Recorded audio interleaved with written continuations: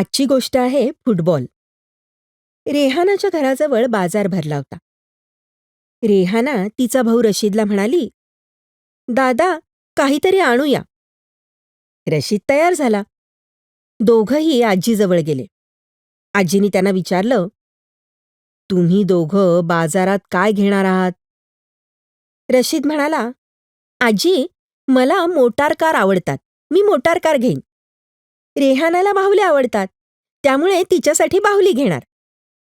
"तुला कसं माहीत की मी बाहुली विकत घेईन?" रेहाना म्हणाली. "कारण मुली फक्त बाहुल्यांसोबतच खेळतात," रशीद म्हणाला. रेहाना म्हणाली, "मी फुटबॉल घेईन." असं म्हणत तिने पायाने हवेत लाथ मारली आणि वर पाहिलं. आजी हसली. त्यानंतर आजीनी दोघांनाही त्यांच्या आवडीच्या वस्तू विकत घेण्यासाठी पैसे दिले. आपापसात चर्चा करा. तुम्हाला या गोष्टीतला कोणता प्रसंग छान वाटला? जरा विचार करा. मुली नेहमी बाहुल्यांशीच का खेळतात? त्यांना इतर कुठलेही खेळ आवडत नाहीत का? नाहीतर रशीद असं का बरं बोलला? घरातले सदस्य किंवा मित्र यांच्या आवडीनिवडीची एक यादी तयार करा.